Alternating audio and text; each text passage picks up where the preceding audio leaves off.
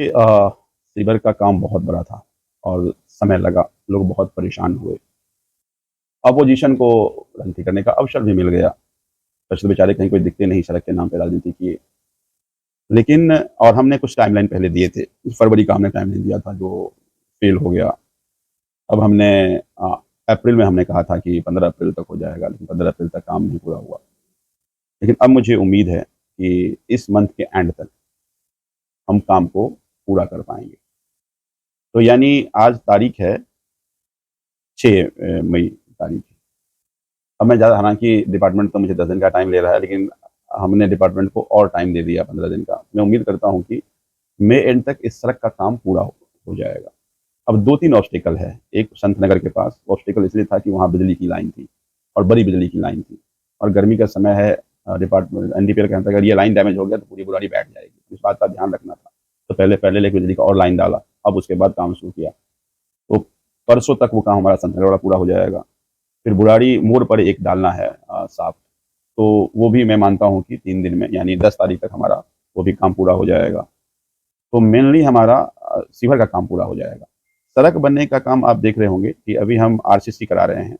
नत्थूपुरा से लेकर के ये जो शालीमार बैंक्वेट हुआ करता था, वहाँ तक तो आरसीसी का काम पूरा हो गया, यानी जो कट रिपेयर का काम पूरा हो गया।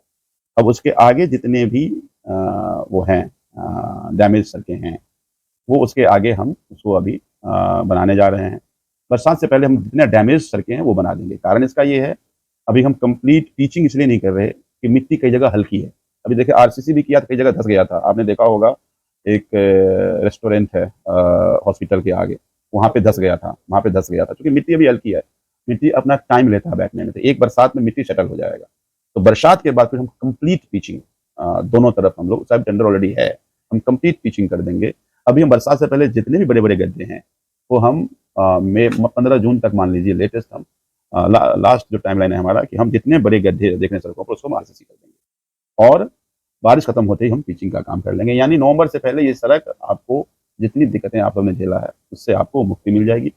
चलने लायक सड़कें आपको 20-25 दिन में आपको सड़कें दिख जाएँगी। जो गड्ढा था वो गड्ढा नहीं होगा।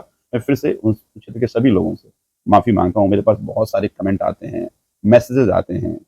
तो ये तो हमने भोलेनाथ से ये सीखा है कि अपमान को बर्दाश्त करो।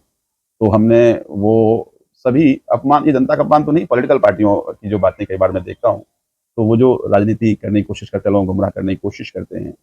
ये काम बहुत बड़ा काम था। अगर आज नहीं होता तो ज़िंदगी में बुराड़ी में कभी नहीं होता। फिर बुराड़ी विधानसभा सीवरेज से महरूम रह जाता। तो इसलिए हमने इतना बड़ा रिस्क लिया था, लेकिन अब कंप्लीट होने वाला है। आप सब लोगों ने, क्षेत्र की जनता ने तमाम चुनौती के बावजूद पेशेंस रखा। इसके लिए बहुत-बहुत धन्यवाद।